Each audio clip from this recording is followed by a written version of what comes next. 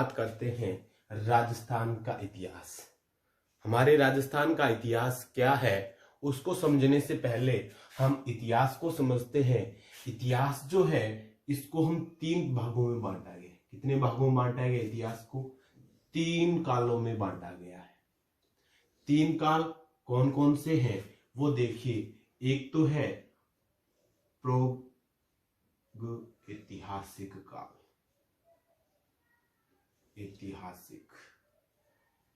ऐतिहासिक काल और आघ्य ऐतिहासिक काल।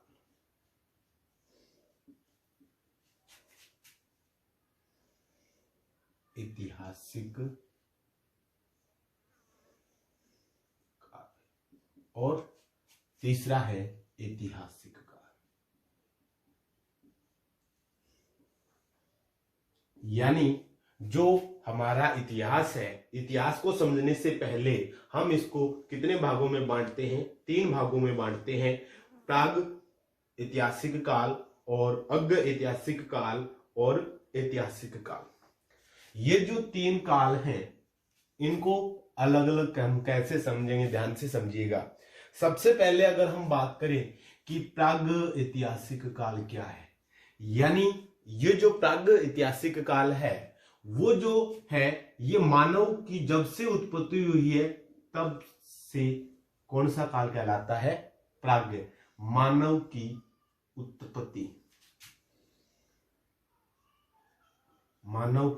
उत्पत्ति हुई है तब से जो काल है वो कौन सा काल कहलाता है? प्राग ऐतिहासिक काल कहता है।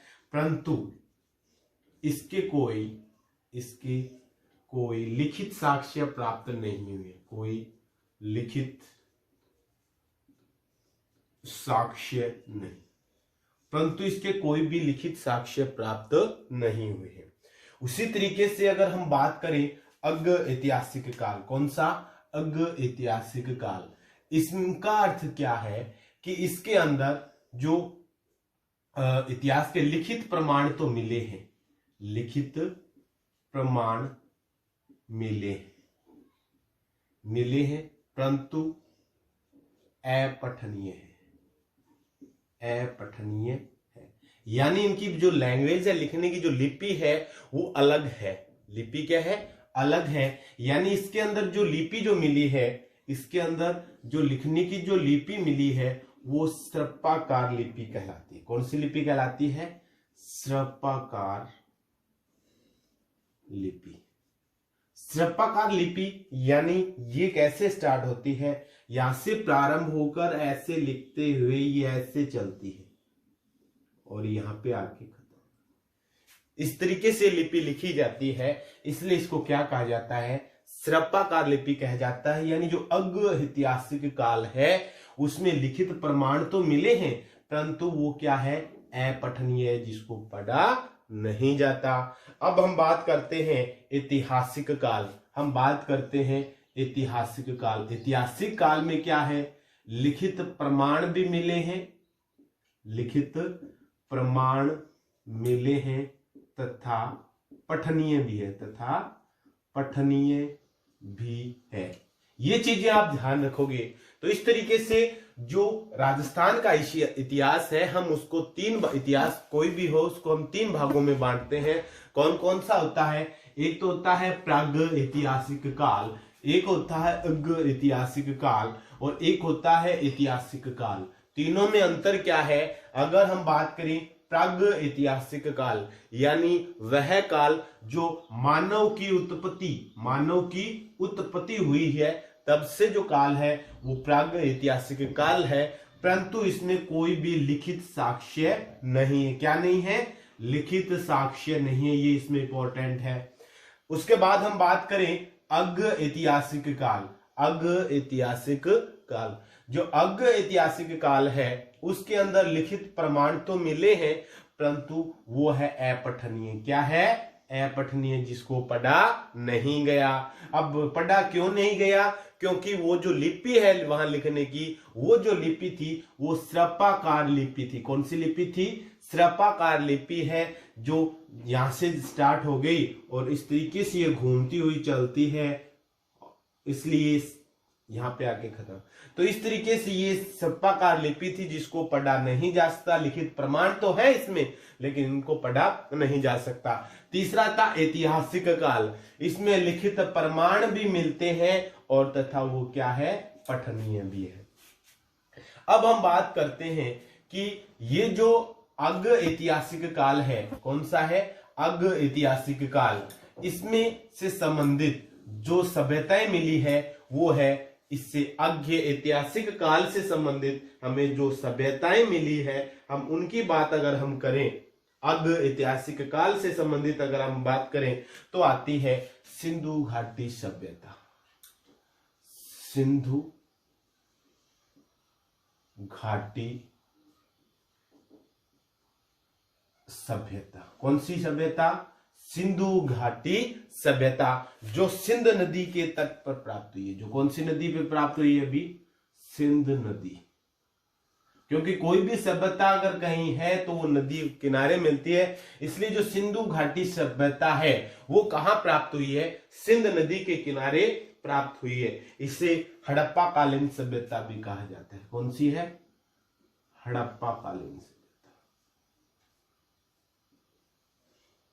इसके अलावा इसके समक्ष अज्ञ ऐतिहासिक काल की ही एक अन्य, इससे संबंधित एक अन्य सभ्यता भी प्राप्त हुई है जो ईरान और इराक के नदियों के तट पर स्थित है, जिसको हम कहते हैं मेसोपोटामिया सभ्यता। मेसोपोटामिया सभ्यता जो कहां प्राप्त हुई है, ईरान और इराक के जो तट है, ईरान और इराक के अंदर के मध्य के अंदर जो दजला नदी थी, दजला व फ्रात नदी के तट पर, और ये कहां स्थित है, ईरान और इराक के मध्य। कहां पर स्थित है ये, ईरान और इराक के, ईरान व इराक के मध्य, ईरान और इराक के मध्य स्थित है। अब बात ये आती है कि किस बात से पता लगता है कि ये दोनों समकालीन हैं। ये दोनों क्या है, समकालीन।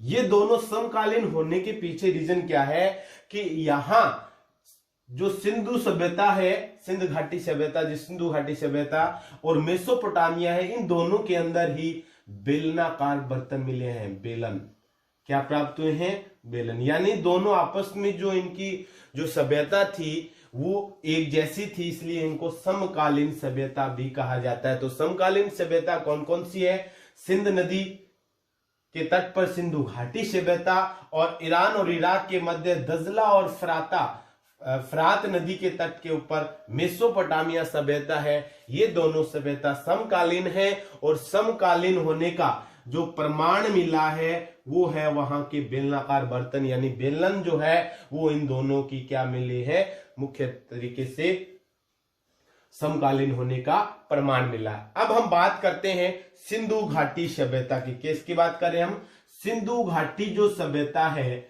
वो हमारे राजस्थान के अंदर हनुमानगढ़ जिले में, हनुमानगढ़ जिले के अंदर है, मिली है, जिसका नाम है कालीबंगा सभ्यता।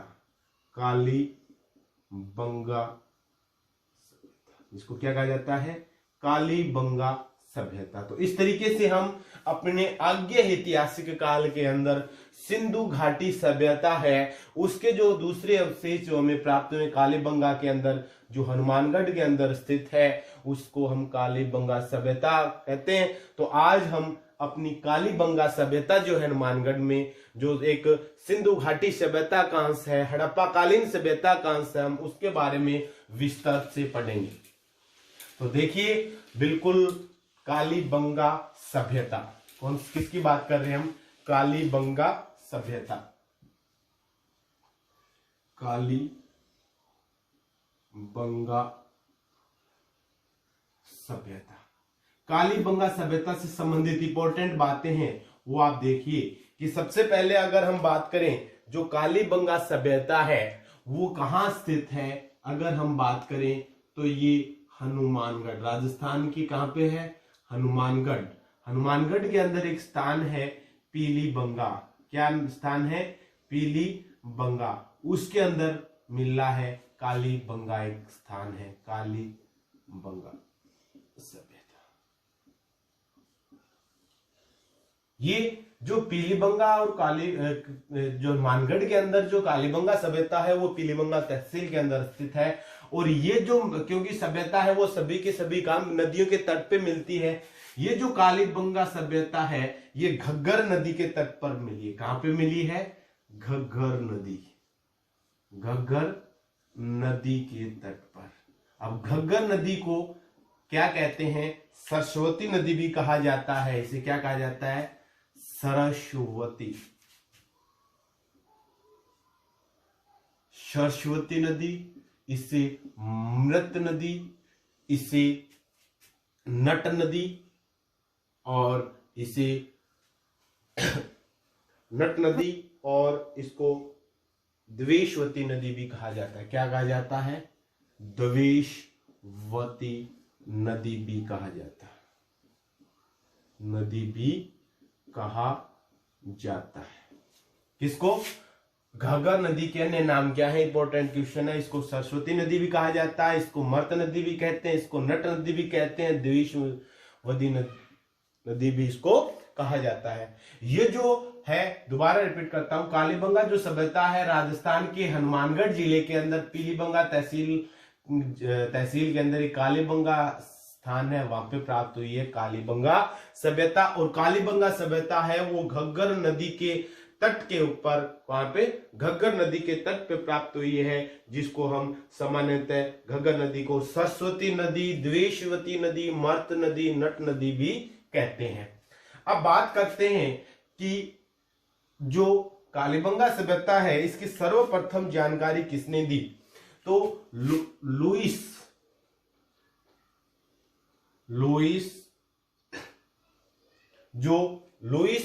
तेसीतोरी थे, लुईस पी तेसीतोरी, लुईस पी तेसीतोरी जो इटली की से भारत आए थे सन 1900 ईस्वी के लगभग। वो भारत आते हैं। लुईस पी तेसीतोरी इटली के जो नागरिक थे वो 1900 ईस्वी के लगभग भारत आते हैं, और उसके पश्चात वो हमारे बीकानेर जो रियासत थी वहां पर महाराजा गंगा सिंह से मिलते हैं। और वहां पर जो बीकानेर के अंदर जो संग्रहालय बना हुआ है, बीकानेर संग्रहालय, इनकी देन है। जो बीकानेर संग्रहालय बना है ना वो लुईस पी तेसीतोरी की ही देन है। इसके अलावा सर्वप्रथम कालीबंगा सभ्यता के बारे में, सभ्यता की जानकारी, सर्वप्रथम जो जानकारी दी थी वो किसने दी थी? लुईस पी तेसीतोरी ने। सर्वप्रथम कालीबंगा सभ्यता की जानकारी है वो किसके द्वारा दी गई थी? सर्वप्रथम कालीबंगा सभ्यता की जानकारी दी गई थी लुईस पी तेसीतोरी के द्वारा। किसके द्वारा दी गई थी? लुईस पी तेसीतोरी ने कालीबंगा सभ्यता के बारे में सर्वप्रथम जानकारी दी। उसके पश्चात सन 1952 ईस्वी के अंदर, उसके पश्चात सन 1952 ईस्वी में इसके जो प्रथम खोजकर्ता माने जाते हैं, प्रथम खोजकर्ता माने जाते हैं अमलानंद घोष। किसको माना जाता है? अमलानंद घोष। इसके प्रथम अमलानंद घोष इसके प्रथम क्या है? खोजकर्ता। इस तरीके से सर्वप्रथम जानकारी तो दी थी लुईस पी सर्वप्रथम जानकारी तो दी थी लुईस पी तेसीतोरी ने, जबकि प्रथम इसका जो खोजकर्ता माना जाता है वो माना जाता है अमलानंद घोष। उसके पश्चात सन 1900 लगभग 60 ईस्वी के अंदर 61-69 के अंदर क्या होता है, 61 से 69 ईस्वी, 1961 से 69 ईस्वी के अंदर इसके दो खोजकर्ता और आते हैं जिनको बोला जाता है वी लाल और बी के थापर। वी लाल, ये क्या बोला जाता है, वी लाल और बी के थापर, यानी इनका पूरा नाम क्या है, वी लाल और बी के थापर, यानी बाल कृष्ण थापर, बाल कृष्ण थापर और ब्रजवासी लाल, ब्रजवासी लाल। इस तरीके से इनके जो मुख्य खोजकर्ता हैं वो कितने हो गए भी, 4। कौन कौन से, हम ध्यान रखना इन चारों नामों को। सर्वप्रथम जानकारी किसके द्वारा दी गई, लुईस पी टेसीतोरी के द्वारा, जो इटली के नागरिक थे। और उसके पश्चात सर्वप्रथम अगर इसका खोजकर्ता माना जाता है, उन्होंने 1952 में इसकी खोज की, जिनको का नाम था अमलानंद घोष। इसके अलावा 61 से 69 ईस्वी तक इनके जो खोजकर्ता हैं वो थे बीवी लाल और बी के थापर। कौन थे, बीवी लाल और बी के थापर। बीवी जो लाल है जिनका पूरा नाम ब्रजवासी लाल, और जो बी के थापर थे उनका पूरा नाम था बालकृष्ण थापर। क्या नाम था इनका, बालकृष्ण थापर। अब अगर हम इस कालीबंगा जो सभ्यता है इसकी समय की बात करें, समय या काल की बात करें कि ये जो आद्य ऐतिहासिक काल की जो सभ्यता है इसका समय काल क्या रहा होगा, तो इसका समय काल जो सी पद्धति है, सी पद्धति के अनुसार इनका जो समय काल है, किसका, कालीबंगा जो सभ्यता है इसका जो समय कालीन माने जाता है कार्बन सी के अनुसार 2350 ईसा पूर्व से 1750 ईसा पूर्व, इसका जो समय माना जाता है वो 2350 ईसा पूर्व से 1750 ईसा पूर्व माना जाता है।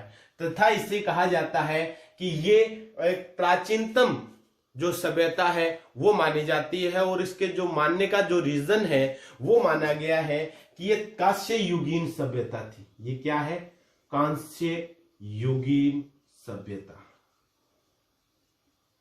इसको कांस्य युगीन सभ्यता भी कहा जाता है, क्योंकि जो सबसे प्रथम जो धातु की खोज की थी मानव ने वो कांस्य ही था, और उस समय की जो हमारी जो कालीबंगा सभ्यता है इसके समक्ष माना जाता है, इसलिए जो कालीबंगा सभ्यता है या सिंधु घाटी जो सभ्यता है उसको कांस्य युगीन सभ्यता भी कहा गया है। तो इसमें देखिए इंपॉर्टेंट क्वेश्चन जो अभी तक हमने पढ़ा है उसमें क्या क्या इंपॉर्टेंट क्वेश्चन आ रहे हैं। देखिए कि ये कहां पे स्थित है, राजस्थान के हनुमानगढ़ की कालीबंगा स्थान के ऊपर।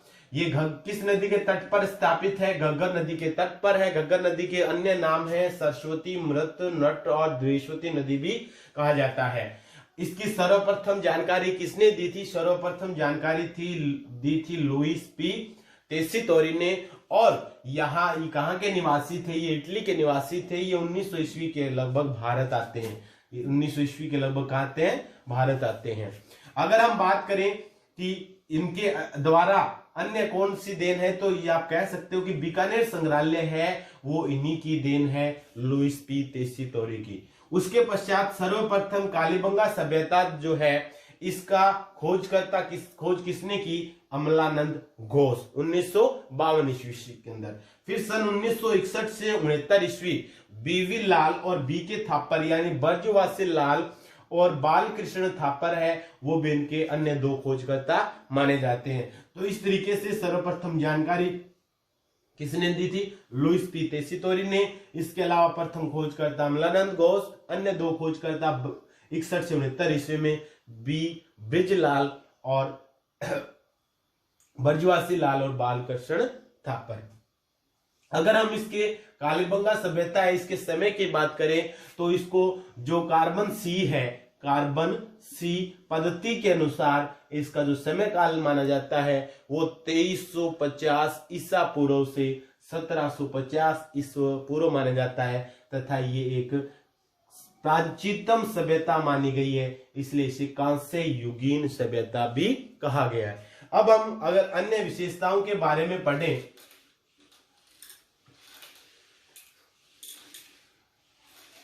तो देखिए आप कालीबंगा सभ्यता, इसकी मुख्य मुख्य विशेषताएं क्या है आप ध्यान से समझना इसको। कालीबंगा सभ्यता की विशेषताएं, इसकी मुख्य मुख्य विशेषताएं क्या है बहुत ध्यान से समझना आप। इसमें जो क्या क्या मिला है उसके आधार पर। अब नंबर 1, कालीबंगा सभ्यता को कालीबंगा सभ्यता क्यों कहा जाता है कि यहां काले रंग की चूड़ियां प्राप्त हुई है। कालीबंगा क्यों कहा जाता है कि यहां काले रंग की चूड़ियां प्राप्त हुई है, काले रंग की चूड़ियां प्राप्त हुई है, चूड़ियां प्राप्त हुई है। एक तो ये विशेषता है सबसे इंपॉर्टेंट। कालीबंगा सभ्यता क्यों कहा गया, क्योंकि यहां काले रंग की क्या प्राप्त हुई है, चूड़ियां प्राप्त हुई है। जो कालीबंगा शब्द जो है, कालीबंगा शब्द, वो जो शब्द है वो एक सिंध भाषा का शब्द है, क्योंकि सिंधु नदी के तट पर प्राप्त हुई है और ये एक क्या है, सिंध भाषा का शब्द, भाषा का शब्द है। तो प्रश्न पूछ लिया जाता है कालीबंगा किस भाषा का शब्द है, ये सिंध भाषा का शब्द है। और कालीबंगा क्यों कहा गया है कि काले रंग की वहां चूड़ियां प्राप्त हुई थी और जिसे सिंध भाषा के अंदर कालीबंगा कहा गया है, ये इंपॉर्टेंट है।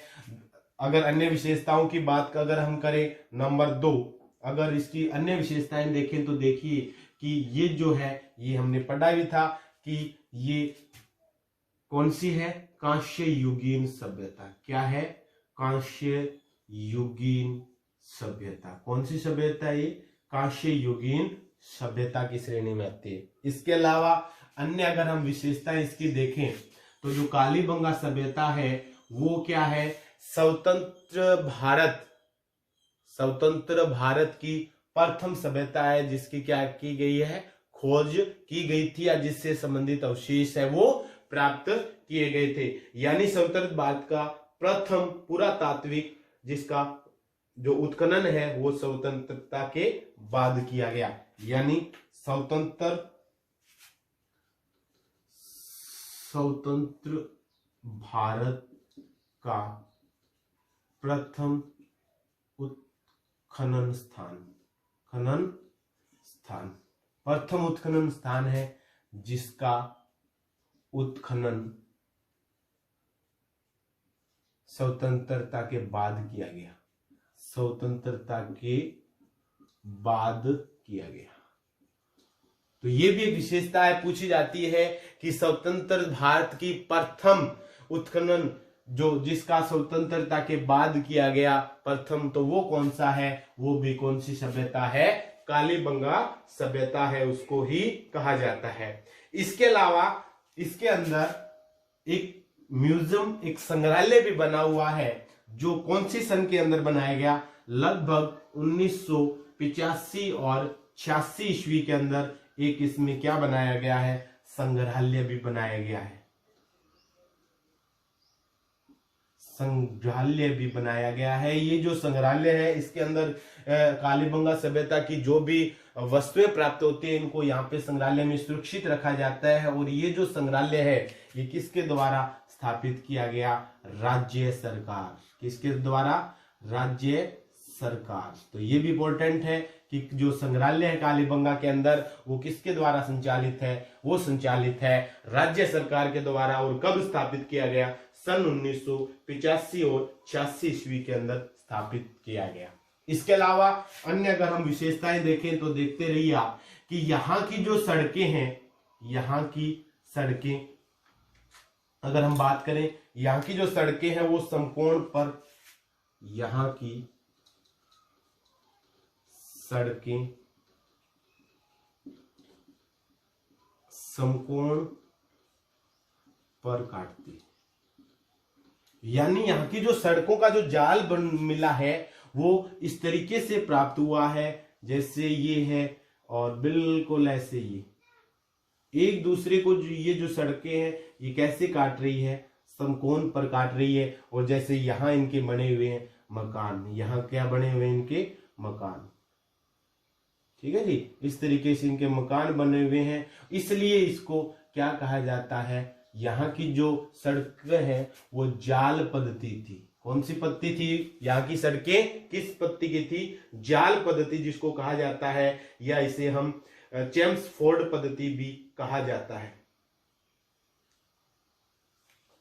ठीक है, तो जाल पद्धति थी वो मकानों की और यहाँ की प्रचलित थी।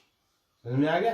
तो इस तरीके से ये जो मकान बनाने की जो पद्धति थी, यहाँ की जो सड़कें हैं वो क्या कर रही थी, समकोण पर काट रही थी। इसी वजह से यहाँ की जो मकान, ये जो मकान बनाने की जो पद्धति है, मकान बनाने की पद्धति, मकान बनाने की पद्धति, बनाने की जो पद्धति थी, सड़कें समकोण पर काट रही थी, और मकान बनाने की जो पद्धति है इसको ऑक्सफोर्ड पद्धति भी कहा जाता है। कौन सी पद्धति कहा गया था, ऑक्सफोर्ड पद्धति भी कहा गया है। मकान बनाने की पद्धति को क्या कहा गया है, ऑक्सफोर्ड पद्धति भी कहा गया है। और यहाँ की जो सड़कें हैं वो एक दूसरे को समकोण पर क्या कर रही थी, काट रही थी इस तरीके से। और ये यही वजह होने के कारण कि व्यवस्थित रूप से यहाँ के मकान बने हुए थे, इसलिए इन्हें क्या कहा जाता है, ऑक्सफोर्ड पद्धति भी कहा जाता है। यहाँ के जो मकान बने हुए थे वो कच्ची व पक्की ईंटों के भी थे, पक्की ईंटों के थे, ईंटों के बने हुए थे। इसके अलावा जो ईंटों का जो साइज मिला है ना, ईंटों का साइज, ईंटों का आकार, जो ईंटों का आकार मिला है वो 30 × 15 × 7.5 इस अनुपात के अंदर ईंटों का साइज है वो प्राप्त हुआ है। इसके अलावा यहाँ के जो मकान थे, मकान की खिड़कियां व दरवाजे, खिड़कियां व जो दरवाजे हैं, खिड़कियां और दरवाजे हैं वो पीछे की तरफ खुलते थे, सड़क पे नहीं थे, ये थे इधर पीछे की तरफ, दरवाजे पीछे की तरफ थे, पीछे की तरफ खुलते थे। तो याद रखिए कि किस सभ्यता के अंदर खिड़की और दरवाजे पीछे की तरफ खुलते थे, तो सिंधु घाटी सभ्यता के अंदर जो मकान में जो खिड़की और दरवाजे थे वो सड़क की तरफ ना होके पीछे की तरफ थे। और ये इसी वजह से जो मकान बनाने की पद्धति थी इसको क्या कहा जाता था, ऑक्सफोर्ड पद्धति है वो भी कहा जाता था। इसके अलावा अगर अन्य हम विशेषताओं की अगर हम बात करें तो यहाँ की जो नालियां थी, नालियां, यहाँ की अगर हम नालियों की बात करें तो यहाँ की जो नालियां थी वो कास्ट से निर्मित थी, कास्ट से निर्मित यानी लकड़ी की बनी हुई थी। हाँ, कुछ जगह जैसे कास्ट की हो गई, कुछ के जगह क्या है, पत्थर की भी बनी हुई थी, मिट्टी से या पत्थर की भी बनी हुई थी। जैसे मान लो कुछ दूरी पर कास्ट की आ गई, उसके बाद ये पत्थर का हो गया। तो ये भी इंपॉर्टेंट क्वेश्चन है कि किस सभ्यता के अंदर कास्ट यानी लकड़ी की नालियां प्राप्त हुई है, तो किस सभ्यता के अंदर, कालीबंगा सभ्यता है उसके अंदर कास्ट से निर्मित, लकड़ी से निर्मित नालियां भी प्राप्त हुई है। इसके अलावा यहाँ क्या है कि कच्ची ईंटों से बने हुए मकान मिले थे, इसलिए इनको दीनहीन सभ्यता भी कहा जाता है। क्या कहा जाता था इनको, दीनहीन सभ्यता है वो भी कहा गया, दीनहीन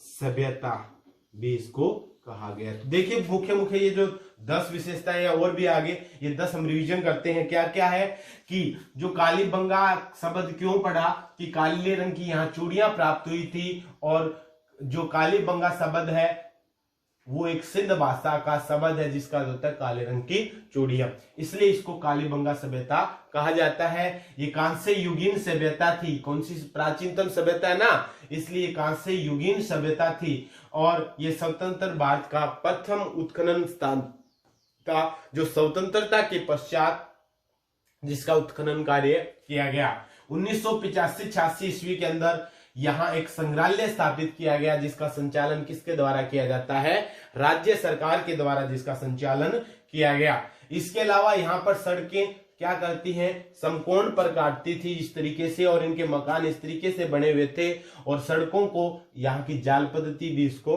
कहा जाता था। इसके अलावा ये जो मकान थे वो कच्ची और पक्की ईंटों के बने हुए थे, और इस तरीके से व्यवस्थित क्रम में होने के कारण इस मकान बनाने की पद्धति है उसको ऑक्सफोर्ड पद्धति भी कहा गया था। इसके अलावा इनके ये जो मकान थे, इनके दरवाजे सड़क की तरफ ना होके खिड़कियां और जो दरवाजे हैं वो कहाँ खुल रहे थे, पीछे की तरफ है वो खिड़कियां और दरवाजे खुल रहे थे। इसके अलावा जो नालियां जो थी यहाँ पे सड़कें बनाने के पश्चात, ये जो नालियां थी वो कास्ट की बनी हुई थी। नालियां है वो किसकी बनी हुई थी, कास्ट लकड़ी की बनी हुई थी। हाँ, कुछ जगह से लकड़ी आ गया, बाद में हो सकता है वो कुछ जो ईंटों से पत्थर से बनाई गई हो, तो ज्यादातर शुरुआती जो नालियां थी वो किसकी बनी हुई थी, यहाँ से लकड़ी की नालियां बनी हुई थी। इसके अलावा इस सभ्यता में कच्ची ईंटों से बने हुए मकान मिले थे, इसलिए इनको दीनहीन सभ्यता भी कहा जाता है। तो दीनहीन सभ्यता किसे कहा जाता है,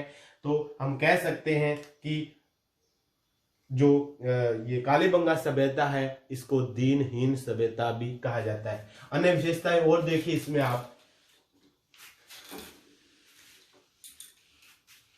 अन्य विशेषताओं के अंदर अन्य और भी पढ़ेंगे।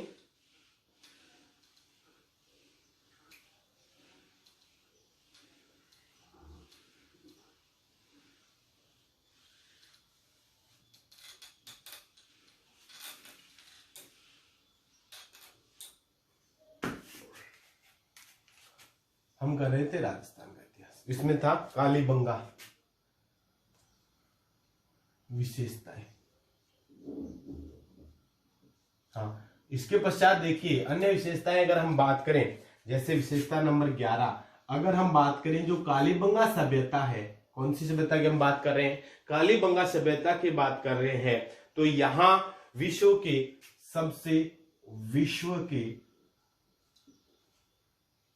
के प्राचीनतम जुते हुए खेत मिले, जुते हुए खेत प्राप्त हुए। और ये जो खेत थे, यहां दो प्रकार की फसल थी, एक तो जौ और गेहूं। तो इस तरीके से ये जो जुताई हुई थी वो फसल थी, वो कितने प्रकार की प्राप्त हुई थी, दो प्रकार की, एक जौ और एक गेहूं। और विश्व की सबसे प्राचीनतम जुते हुए जो खेत हैं वो कहां पर प्राप्त हो रहे हैं, ये प्राप्त हो रहे हैं कालीबंगा सभ्यता के अंदर। इसके अलावा यहाँ के जो मकान हमें प्राप्त हो रहे हैं, यहाँ के जो मकान हैं, मकानों की दीवारों में दरारें मिली है। क्या मिली है, दरारें। अब मकानों में दरारें मिली है, इसका अर्थ इस सभ्यता का विनाश है वो भूकंप से हुआ है। क्या हुआ है, भूकंप। किससे हुआ होगा फिर, भूकंप। इसलिए कहा जाता है कि ये जो सभ्यता थी ये भूकंप की भी जानकार थी, भूकंप के बारे में भी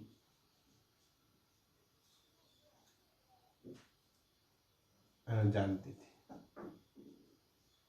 यानी इस जो सभ्यता है इसमें भूकंप का भी प्रभाव रहा होगा। वजह क्या रही होगी कि देखा गया कि जो उत्खनन किया गया तो यहाँ की जो दीवारें मिल रही है उनमें प्रत्येक दीवारों में लगभग बहुत सी दरारें मिली, जिससे ये लग रहा होगा कि किसी भूकंप या किसी वजह से जो यहाँ प्रलय हुई होगी, भूकंप की वजह से हुई होगी, जिससे दीवारों में दरारें। इसलिए कहा जा सकता है कि जो कालीबंगा सभ्यता थी वो भूकंप है उसकी भी जानकार थी। इसके अलावा अगर हम बात करें तो यहाँ यज्ञ कुंड भी मिले हैं। यहाँ क्या मिले हैं, यज्ञ कुंड। यहाँ यज्ञ कुंड भी मिले हैं। यहाँ यज्ञ कुंड मिले हैं। अब यज्ञ कुंड मिले हैं और इसके अलावा ये कहा जा सकता है कि यहाँ की ये जो थे वो बलि प्रथा प्रचलित थी। यहाँ पे कौन सी प्रथा थी? बलि प्रथा प्रचलित थी। बलि प्रथा प्रचलित थी। इसके अलावा जो कालीबंगा सभ्यता है इसमें किसी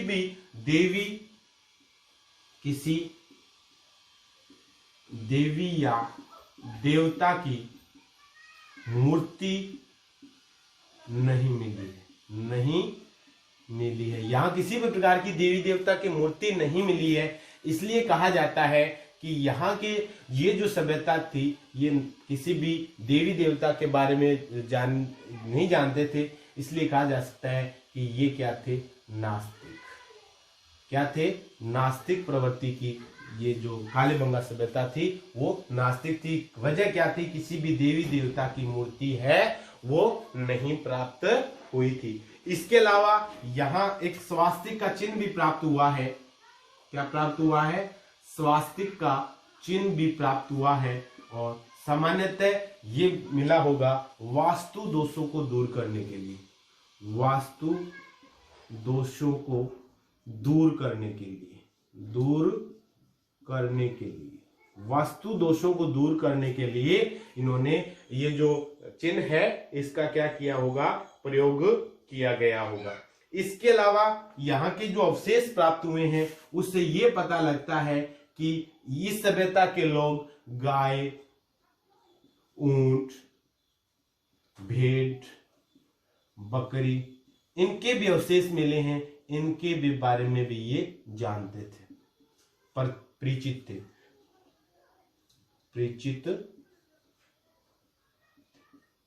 समझ में आ गया? यहाँ की गाय, ऊंट, भैंस, भेड़, बकरी के भी अवशेष प्राप्त हुए। इससे लगता है कि यहाँ की ये प्रचलित थे। तथा अगर हम बात करें ये जो कालीबंगा सभ्यता इंपॉर्टेंट चीज है, ध्यान रखिए, यह एक नगरीय सभ्यता थी। यह एक नगरीय सभ्यता। ये एक नगरीय सभ्यता थी। कौन सी सभ्यता थी? नगरीय सभ्यता थी। और ये जो नगरीय सभ्यता थी इसलिए इसको सबसे प्राचीनतम, विश्व की प्राचीनतम नगरीय सभ्यता भी कहा जाता है। नगरीय सभ्यता भी कहा जाता है। प्राचीनतम नगरीय सभ्यता भी इसको क्या है? कहा गया है, क्योंकि यह एक थी नगरीय सभ्यता। इसके अलावा यहाँ जो सिक्के प्राप्त हुए हैं वो सिक्के दो तरीके के प्राप्त हुए हैं। एक जो सिक्का होगा, जैसे ये जो सिक्का था और ये सिक्का था, एक में तो प्राप्त हुआ है किसी मान लो महिला की आकृति, किसी महिला स्त्री की आकृति, और एक मिली थी एक सिक्के में चिट्टा, ये सिक्का था। तो इस तरीके से आकृति मिली। अब इससे ये क्या पता लगता है कि जो सिक्का था वहां का, उस पे स्त्री की आकृति प्राप्त हुई है। इसलिए हम कह सकते हैं कि ये मातृत्वात्मक व्यवस्था थी। मातृत्वात्मक। यहाँ का जो शासन प्रणाली थी वो क्या थी? मातृत्वात्मक। तो पूछा जा सकता है कि कालीबंगा सभ्यता है उसकी जो शासन व्यवस्था थी वो क्या थी? मातृत्वात्मक व्यवस्था थी। इसके अलावा यहाँ की अगर हम बात करें अन्य विशेषताओं में, तो यहाँ जो व्यक्ति को दफनाने की जो क्रिया थी, यानी यहाँ समाधि स्थापना प्रचलित थी। समाधि यानी मृत्यु के पश्चात, तो समाधि वो तीन तरीके से समाधि के अवशेष प्राप्त हुए हैं। एक तो इस तरीके से प्राप्त हुआ है कि जमीन के अंदर अंडाकार एक गड्ढा खोद दिया गया, जमीन में अंडाकार गड्ढा खोद दिया गया और उसमें जो व्यक्ति है उसको इस तरीके से सुला दिया गया होगा। और इस तरफ तो थे पांव और इधर क्या था इसका सर। एक तो ये व्यवस्था प्रचलित थी समाधि मृत्यु के पश्चात, ठीक है। और इसके अलावा एक दूसरा समाधि इस तरीके की प्राप्ति हुई, जैसे अंडाकार गड्ढा खोद दिया गया और उसमें जो व्यक्ति था उसको लेटा ना के इसको इस तरीके से गिंडी बना के हम उसको तोड़ मरोड़ के उसको रखा गया था। इस तरीके से एक प्रचलित प्रथा ये थी। और तीसरी जो थी उसके अंदर क्या था कि व्यक्ति को इसके अंदर सुला दिया जाता था, उसके पश्चात इसके साथ साथ खाद्य पदार्थ और जो आभूषण है वो भी इसमें प्राप्त हुए हैं। तो इस तरीके से समाधि जो प्राप्त हुई है, उनके अवशेष जो प्राप्त हुए, 3 प्रकार से समाधियां प्राप्त हुई है कि एक तो वहां जो शव था उसको सर उत्तर की तरफ और पांव दक्षिण की तरफ करने के पश्चात क्या था कि इनको सुलाने के पश्चात इनको कवर कर दिया गया। दूसरी क्या थी कि अंडाकार गड्ढा खोदकर उसके अंदर व्यक्ति को तोड़ मरोड़ कर गठरी बनाकर इसमें रख दिया जाता था, फिर इसको ढक दिया जाता था। और तीसरा, इसमें व्यक्ति को सुलाने के साथ साथ उसके साथ में खाद्य पदार्थ और आभूषण हैं वो भी क्या हुए हैं, प्राप्त हुए हैं। इसके अलावा जो कालीबंगा सभ्यता है को सिंधु घाटी सभ्यता की तीसरी राजधानी भी कहा जाता है,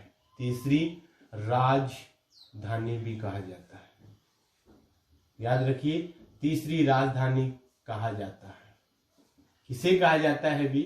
सिंधु घाटी सभ्यता की तीसरी राजधानी कालीबंगा सभ्यता को कहा जाता है। इस तरीके से कालीबंगा जो सभ्यता है इसके जो मुख्य जो विशेषताएं हैं वो यही थी। और इसके अलावा इसके अंदर हमने कहा कि ये मेसोपोटामिया सभ्यता की समकालीन थी, उसके लिए इसमें क्या विशेष प्राप्त हुए कि इसके अंदर 6 छेद वाला, इसके अंदर क्या है, जो 6 छेद वाला कपाल भी प्राप्त हुआ है।